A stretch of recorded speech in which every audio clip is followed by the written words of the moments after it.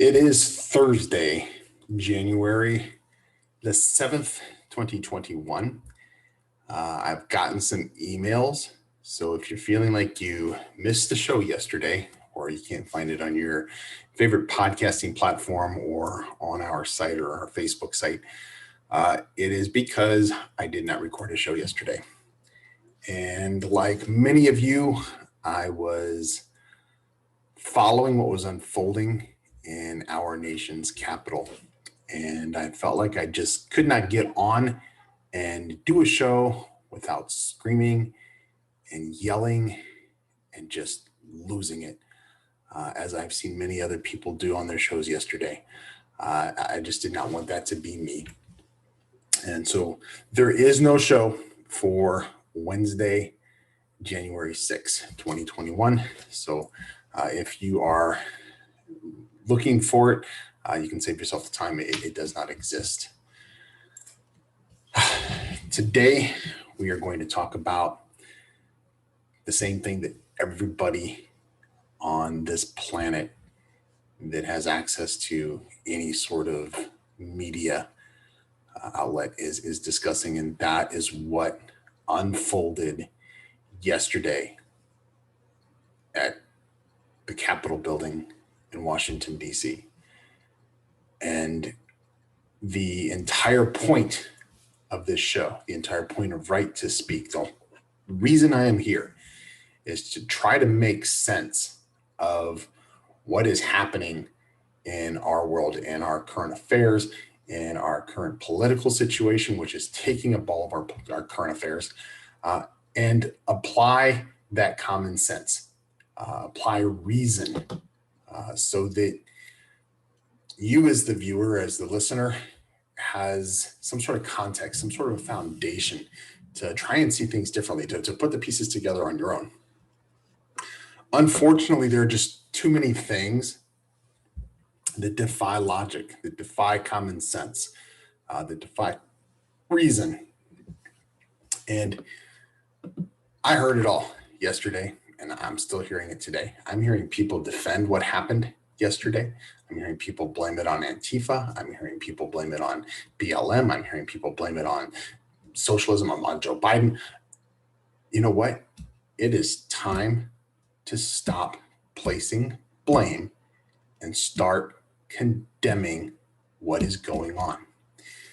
Yesterday was not the first time this type of activity has occurred in the past year.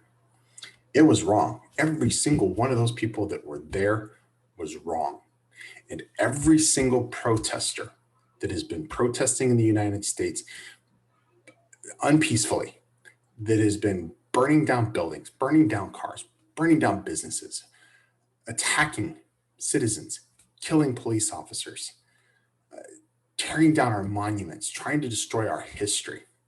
Every single one of those people, including everybody yesterday, is guilty. They are traitors to America, and they need to be dealt with. And you know what? The crime for treason is death. Now, that may seem harsh, and you might say, oh, well, Kevin thinks that everybody that was out rioting needs to be hung by the neck until dead. I might not go that far, but if that is what these people were going to be charged with, treason, then maybe people would think twice before doing something like this. Mayor Muriel Bowser, the mayor of DC, had a press conference earlier today. And I'm not even going to get into how much I dislike Mayor Bowser. And we'll talk about DC another time too, because that is a wreck of a city. 140% the crime of the national average. It is a war zone and a disgrace to America. And this woman presides over that city. This same woman who held this press conference, I'm going to tell you what she said in a minute. Same woman who held this press conference was out protesting with Black Lives Matter, with Antifa members around her. She painted in large yellow letters on 16th Avenue, leading up to the White House, Black Lives Matter. And I'm not going to say my opinion on Black Lives Matter. You guys already know it. Okay. I believe all lives matter. I believe all lives matter equally. And I think if you're going to take a moniker of any type that has any type of racial connotation to it, then it's racist. If you're going to say white lives matter, if you're going to say yellow lives matter, if you're going to say brown lives matter, that is racist. All lives matter.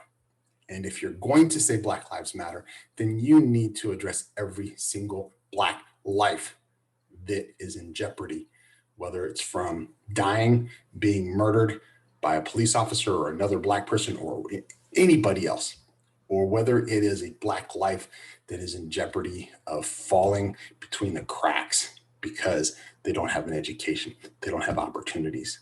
That is what Black Lives Matter should be addressing. I'm getting off topic.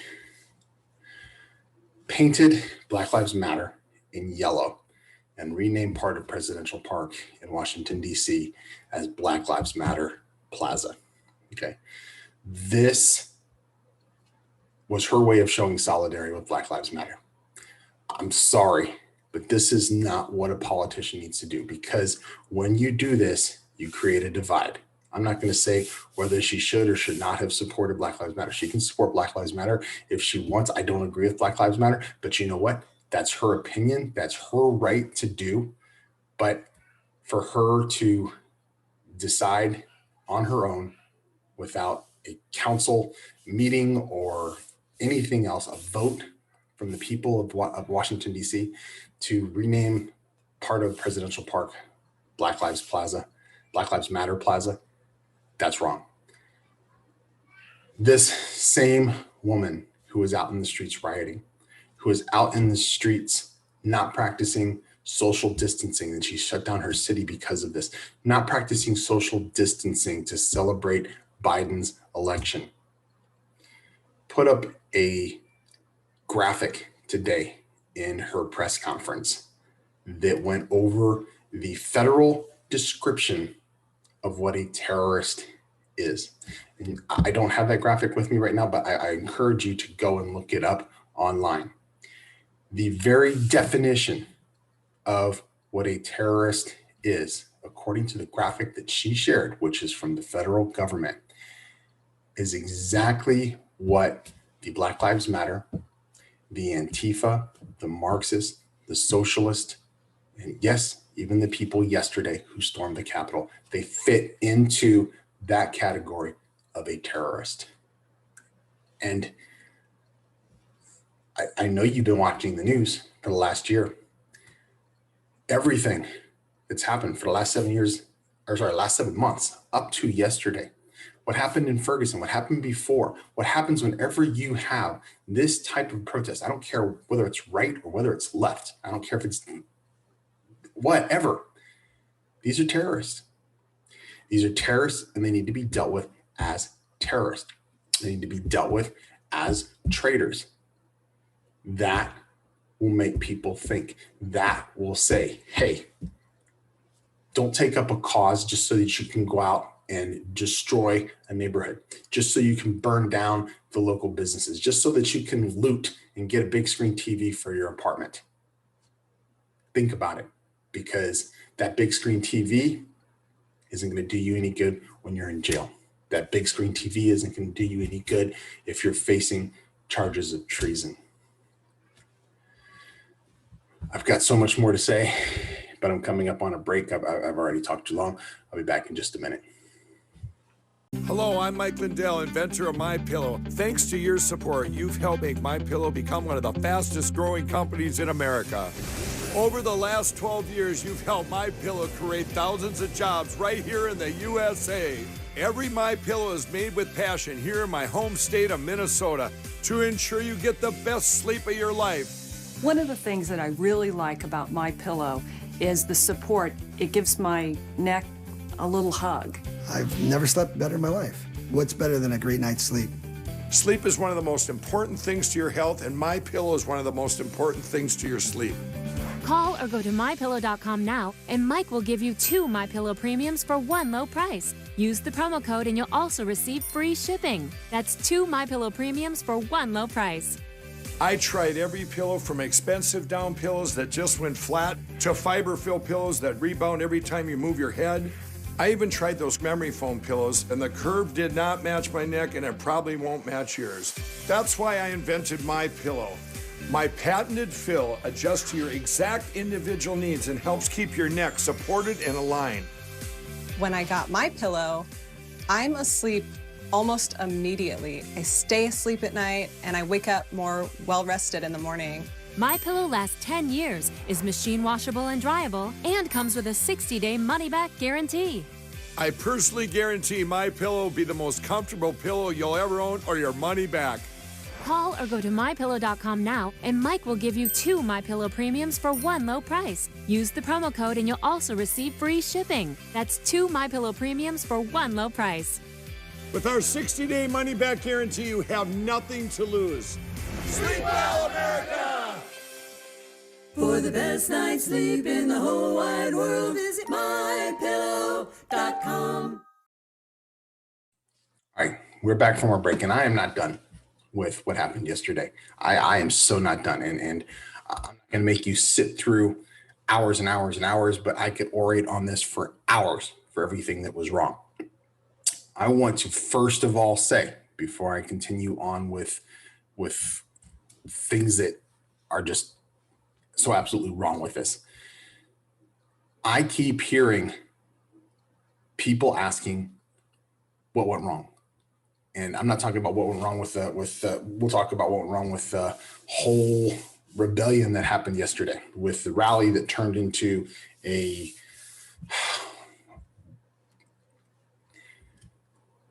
I hear people blaming the police. I hear people saying, how come the Capitol Police could let this happen? How could the law enforcement let this happen? Did you see the videos? Did you see the images? Did you see how many people stormed the Capitol building? How many people were pushing against doors, busting out windows?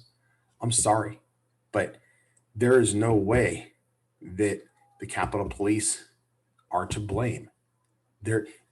You get a certain number of people, and it doesn't matter how many people you have on the other side of that line. If you are overwhelmed, you are overwhelmed. The only way they were able to get that crowd under control and get them out was to call in backups, to call in reinforcement. Officers that came from DC Metro, officers that came from Maryland, officers that came from Virginia, FBI agents. That is what it took to quell that rebellion. That is what it took. So when you point at DC cops, when you point at Capitol Police, and you say, what went wrong? Somebody's going to lose their job. I'm already hearing it. I'm already hearing people calling for people to step down and people to get fired. I'm hearing people call for investigations. You know what? There needs to be an investigation. We need to figure out how to secure our nation as a whole, not just our buildings, our government buildings, but our nation as a whole needs to be secure. There needs to be a study for that. Absolutely. There needs to be a committee. Form it now. I'm on board. But don't blame the police who are there doing their job valiantly. I would point out, you saw the videos. You saw them facing 10, 20, 30 to 1 odds and still standing their ground, still pushing back, still fighting to defend the Capitol building. You know what? I commend our police officers. I'm so sick and tired of this defund the police and all the other crap that I'm hearing. I stand in unity with our Capitol Police. Thank you for defending our Capitol. Thank you for being heroes. And please don't be deterred. Don't be discouraged.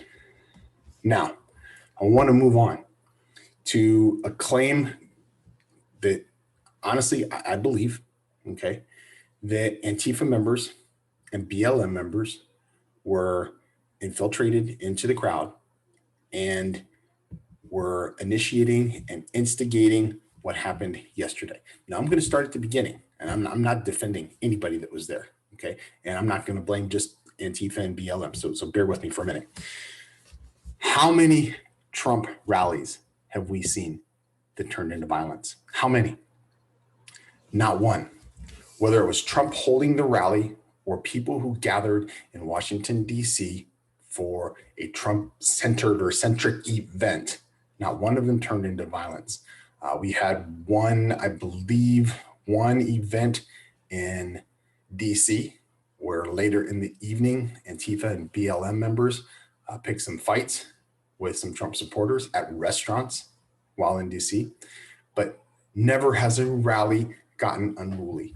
Never has a rally turned into something else. Never has it turned into a riot as far as a Trump rally is concerned. Do BLM meetings and do Antifa meetings, do they turn into riots? Absolutely they do, pretty much every time. And I'm sorry, but that's just the way I see it. I'm calling it the way I see it. This is a reality-based show. This is common sense. If it looks like a duck, if it quacks like a duck, if it walks like a duck, it's a duck. And what I'm seeing is more often than not, when BLM leaders and Antifa and Marxist and socialist organizers get up and rile up a crowd, they don't just go home. At yesterday's rally, I was watching it. I saw people walking around with ropes over their shoulder, with backpacks, with 2x4s, with elbow pads and knee pads, with helmets. I have never seen, ever, in all the times I've watched all the Trump rallies I've ever seen, I've never seen people show up with that kind of gear. I said to myself, what's going on? This isn't right. Those aren't normal. I even noticed that some of the cameramen probably thought the same thing, because I noticed them zooming in on some of these different individuals specifically.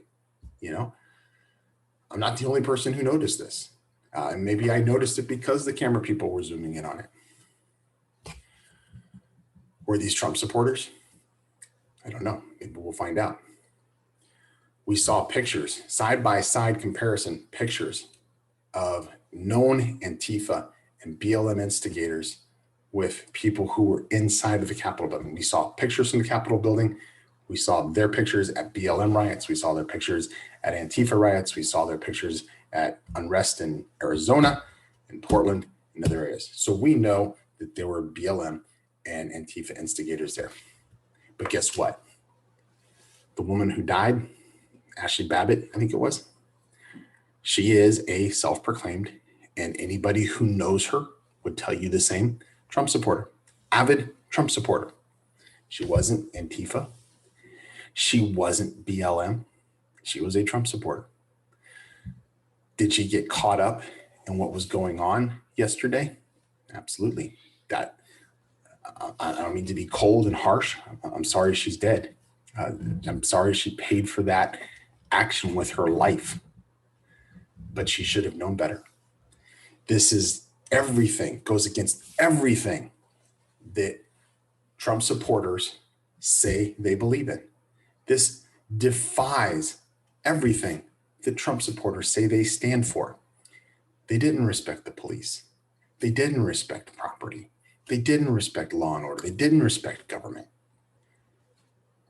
Yes, Antifa and BLM members may have been the ones pushing down the door and breaking the windows, but Trump supporters followed them in. They followed their lead. And that is what Antifa and BLM do, and we know that. We know that. If they weren't, and I'm sorry, if they weren't smart enough to see that, if they weren't capable of seeing that, and they let themselves get caught up in that, and that's on them. I remember one thing I learned clearly as a child: don't be in the wrong place at the wrong time, and make sure that you're not in the wrong place in case it turns into the wrong time. At very least, the people who participated are guilty by association. The worst case scenario, like Ashley Babbitt and 3 or 4 other people, lost their lives as a result of it because they did not apply common sense. They did not apply logic. They did not remember their values and what they stood for. And they paid for it with their life. Some were going to pay for it with jail time. There's people who were arrested. Some of them are going to pay for it by not being able to get a job. I heard an attorney has already been fired from his law firm, and I'm sure there will be more to come. Are these prices worth paying? Yeah, I hear you. I'm a patriot. I'm going to defend our country. Is this how we do it? I'm going to have more in a minute. We got to take a break.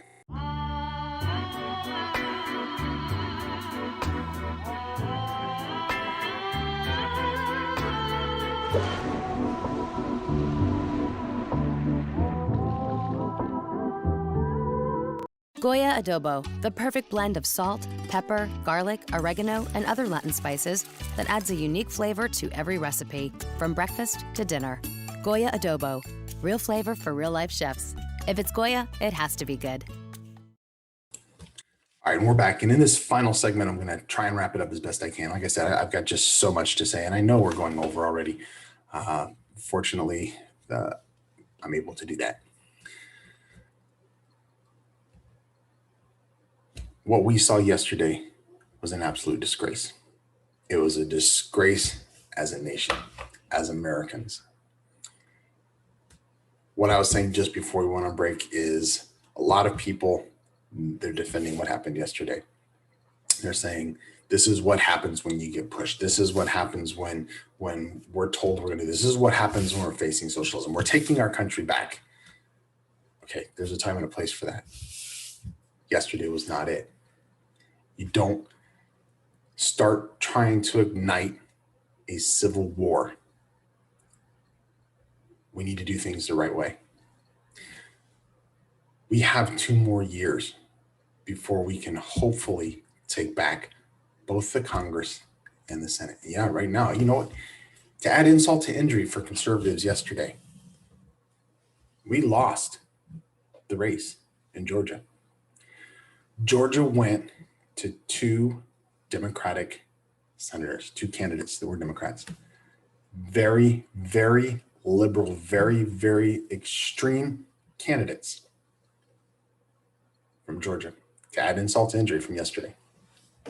That means all 3 houses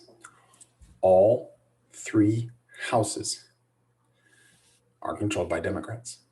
What's that going to mean for our future as a country? I don't know. We're going to have to see. But you can't assume right now that it means the worst.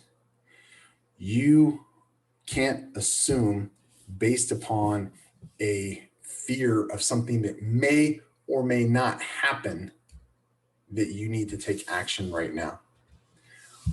The action we needed to take was a long time ago and we didn't do it. We should have stood up and fought what was going on when they were trying to change the election rules. They didn't happen. That's when we should have gone to court. And a couple of court cases happened, but not enough. We can go back even further. As parents, we're responsible for instilling values and ethics and education into our children.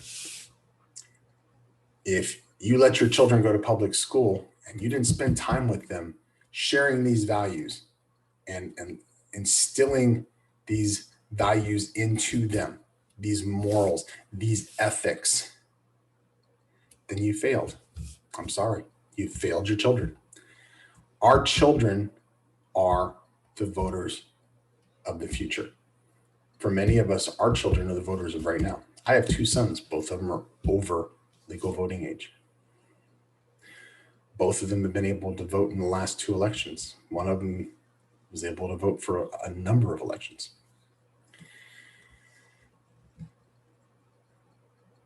We can go back even further.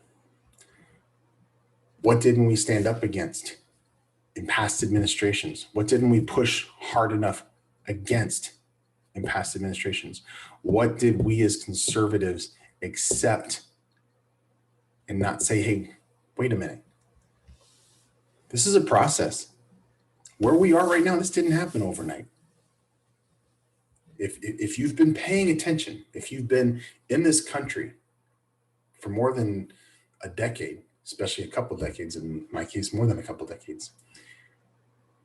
You may not have recognized it when it was happening. Most of us didn't. But looking back, and not even looking back from today, looking back from 5 years ago, 10 years ago, we can see a progression. We can see where things have been pushed and pushed and pushed. And you know what? I'm not even going to blame the left, because we have let ourselves as a nation, both of us, left, right, middle, there is no middle. I'll say libertarian, independent, undecided. We've let ourselves get pushed to extremes. We used to be a nation that would lean left, would lean right, but for the most part, we're right down the middle. I've actually put numbers together, and I'll bring that graphic sometime. I'm still in shock, as you can tell from the way we're doing the show today. If you look at American voters 15, 20 years ago on a graph, the graph looks kind of like this. There's a red side and a blue side. And this side is very small, and it humps in the middle where we come together. Blue and red, we come together in the middle. This was us 10, 15 years ago. This is us now. This peak in the middle, very, very small. Big, giant red peaks, big, giant blue peaks. We've been pushed. We've been divided. Who did this? Politicians did it. Our presidents did it. But you know what? We let them do it. We did not take an active enough role in our government, in our future, in our best interest. We let it happen. We allowed people to govern us that did not have our best interest at heart. We allowed people to govern us that chose to push agendas that divided us, that pushed us to the extreme left, to the extreme right. And you can look at it, the last two presidents, and we can go back further, but just in our short-term memory, last two presidents that we have had, both pushed agendas, both pushed executive orders that pushed hard against the other side. Both presidents talk smack about both sides, talk smack about the other side. Neither president did anything to bring this country together. Biden says he wants to bring this country together, but he's not. He's blaming the previous administration. He's letting his party blame Trump, blame the voters who voted for Trump. I don't know if you know this, but 46.9% of America in the popular vote voted for Trump in 2020. 51.2% of America voted for Biden. And that's if we believe in the numbers. That's if we're going to believe the numbers as fact from the election. If we believe those numbers, half of the country supported Donald Trump, supported his policies, supported what he stood for, supported what he stood against. But you know what? I get it. Half of the country also stood against it. Biden coming in, doing business as usual, just like things were in the Obama administration, announcing super progressive, super liberal policies and agendas, and giving ear to extremists in Congress and Senate. That's not bringing us together. That's not allaying our fears. What happened yesterday, as horrible as it was, and as wrong as it was, needs to be a wake-up call for America. It needs to be a wake-up call for us. It needs to be a wake-up call for Biden. It needs to be a wake-up call for both parties. It needs to be a wake-up call for every single person living in a democratic society. I hate to say it, but based upon the rhetoric that I've heard today from Biden, from Muriel Bowser, from other Democratic candidates, they don't get it. They don't get it. I'm sorry. I'll tell you what, I'm willing to come together if you're going to meet me in the middle. If you will meet me in the middle, that is coming together. If you're coming from here and I'm coming from here, and you say you want to come together, don't make me come to here. This is not coming together. This is coming together. This is coming together in the middle. Okay? Not here, not right. Coming together is not me coming to your side, you coming to my side. I'm not going to convert, and I don't expect you to convert. I want us to meet back in the middle. That's where we belong as a nation. That is what made us great as a nation. That is what made us countrymen. That is what made us partners in democracy. That is what made America, America. Not what we have now. We have a nation of enemies that call each other Americans. And it's reprehensible and it's embarrassing. I wish I could do 10 shows right now because I've got so much to say, but we've come way over our time limit. I want to thank each and every one of you for joining me. I will be back tomorrow. We'll have more to talk about. We always do. And I want you to keep these things in mind. And I want you to remember that you are in control. You decide what happens in your life. And believe it or not, you have a say in what happens in life in general. And if you're not out there trying to make a difference, if you're not out there trying to make a change, a positive change, okay, not a negative change like what happened yesterday. If you're not out trying to initiate positive change in the right direction, then you're just as guilty as the people who've torn down this country. It is our responsibility to get out. It is our responsibility to do something. I hope you'll do that. Thank you for joining me. Have a great day.